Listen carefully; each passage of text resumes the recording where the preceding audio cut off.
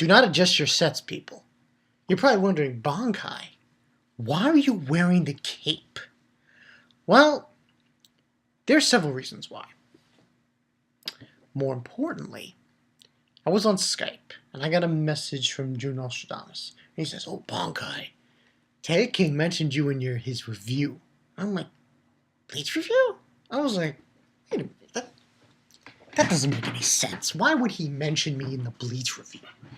And I'm like, fix my chair. Excuse me when I fix my chair. And I'm like, that doesn't make any sense. Well, why would he mention me? So I was watching his review, and I was like, attack on Bleach? I was like, no. He didn't just say that. And he's like, when Bankai does his review, it's going to be like Christmas. I'm like, okay, that's it. I have to wear the cape for this. So this is going to be the Bleach review. My Bleach review. Because I got Bleach and Attack on Titan gear on. So I got to do it.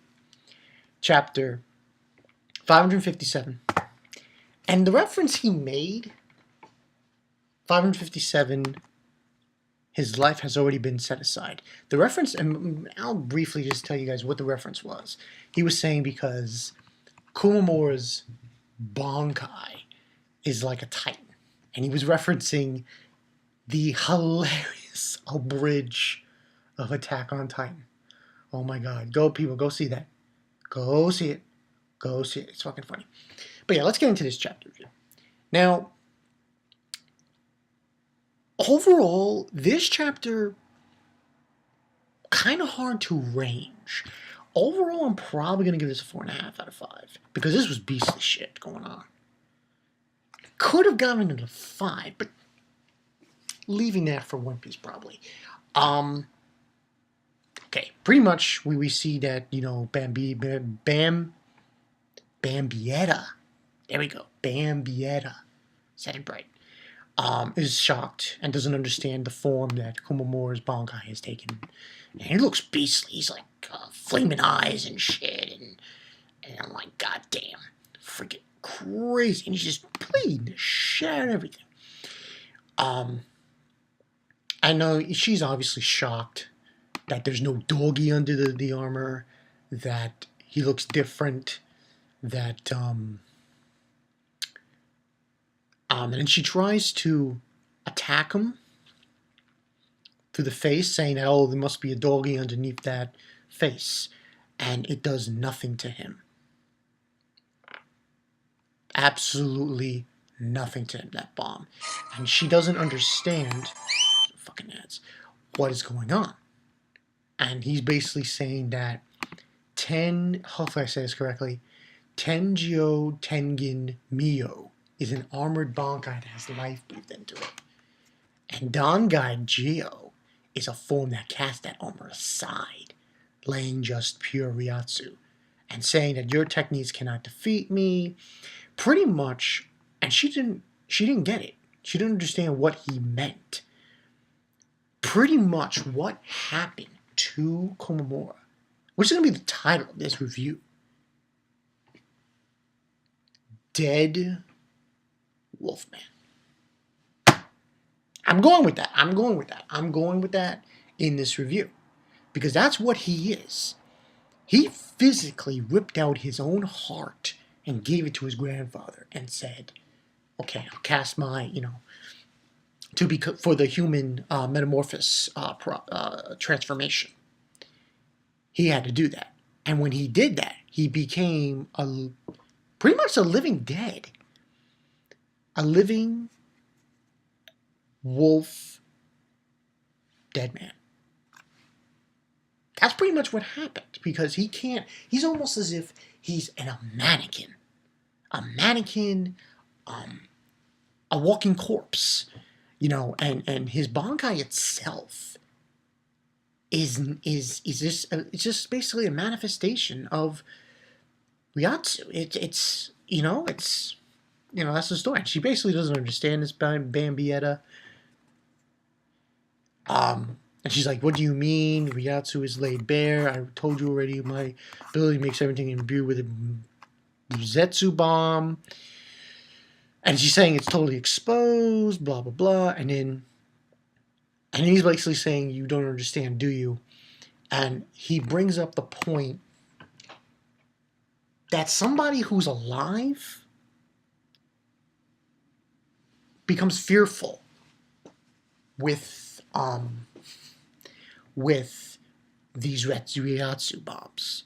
But somebody who isn't alive, somebody who's like a mannequin, isn't fearful, because the fear goes away, because they're no longer of the living. Like, for example, good example would be a zombie, but not really a good example. The only way to kill a zombie is to take its head off. But essentially, and I think Tekking said it best himself, a mannequin. Mannequin's not, no one's going to care if a mannequin gets destroyed. There's no fear. See? So that was the whole point he was bringing up here. And, you know, life is in the armor. And because the armor is gone, it casts its life away. And we see a scene with his grandfather and the heart in the socket. How do you think they make Starburst taste so juicy? Starburst? Juice-drag equation. Stupid ads. Anyway, in the socket cup. So he sees it's in there, and we see him saying, what, you know, and she's like, what are you talking about? And she still doesn't understand it, and saying that it's still linked by the processor, so if I kill you, sure you, if it's master. And then she realizes, and she's like, see, no matter how you say, and you see a hole in his chest, and Tekking said it, and I probably know a million YouTubers, including Joten, who were going to bring this up. I am just going to say this. Komamura shits on Obito. Yes, I went there. So you Naruto fans may, go ahead and write in the comments what you want to say. But let's be honest here. A wolf dead man is a whole lot cooler than some ninja who's got some kind of stupid complex with a... I'm not bringing it up. But yeah, reference to Obito. So we had two references in this chapter. We had the Obito reference, and we had the Attack on Titan reference. With the Titan kind of thing going on with Komamura's Bankai. So it was interesting to see. Now, she sees that Bambita, it's Bambietta, sees that, that he's immortal, pretty much. He's just, there's a hole in his chest. And he's basically saying this is an empty shell just to defeat you. And he brings up the technique, the human metamorphosis technique, so on and so forth, by meaning of giving up our hearts. During that time that I'm in a human form, I will not die. Now, Tekking brought this up, and I'm going to briefly bring it up as well. Most likely what's going to happen here is this. If he beats Bambietta, Komamura, what's going to happen is after he defeats her, he's going to go back to his normal form. That's what I'm going with, because I just don't see him saying to himself, I don't see Komamura saying to himself, oh, I defeated her, now I can die. No, I just don't see that happening. I mean, that could happen, but by the fact of the matter is, he took out his own heart and gave it to his grandfather. Probably the deal is if you go out there and do what you're supposed to and beat this person, beat these people, you get your heart back. Pretty much beating Bambietta. So she runs away, and it ends up going nowhere, because then here comes Komamura's Bankai, and it's just towering over her, and I'm like, Attack on Titan reference? Well, it's there. I mean, his Bankai is kind of a Titan form. I mean, it's You know, I like the fact that it's got the flaming eyes and shit. I would say more. It's Attack on Titan reference, but also like did this Bankai of Komamura's now reminds me of like a Guardian of Hell more than a Titan, but still Titan reference. And he's basically over her, and he basically swings his huge thing. His huge sword. Well, he's about to swing it, and he's like, "What? You're throwing your life?" And then we have this little commentation of her saying, "Why are you throwing your lives away? You know, winning is meaningless if you throw your life away." And he says, "I'm not throwing it away. I'm putting it on the line."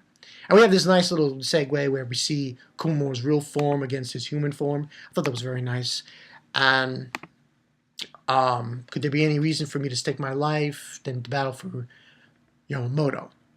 From the moment that I stepped into this fight, the decision was made to set my life aside. And he just, holy shit. Just an awesome scene of him swiping Bambietta. And we don't know what's happened to her, but chances are she's toast. She's in yesterday's news. She's toast. She's finished. It's pretty much over. And she explodes. Now, that's what I'm going with for this chapter review. I'm going to say that when this fight is over, he'll probably do something. Komamura will be over her body and say, whatever. Say some slight comment, probably. And then he's probably going to go back to his grandfather. Because it doesn't seem like, this isn't like one of those things where he's going to be immortal forever. No. This is one of those things where he has this technique, he's going to use it, then after he defeats his opponent, he's going to go back and get his heart. At least that's what I believe. I want to take this time to thank Tekking. Thank you, Tekking, for mentioning this obscure Attack on Titan reference in this chapter. Thank you very much. She mentioned me. I'm deeply moved with that. And yeah, that's pretty much. Pretty good chapter.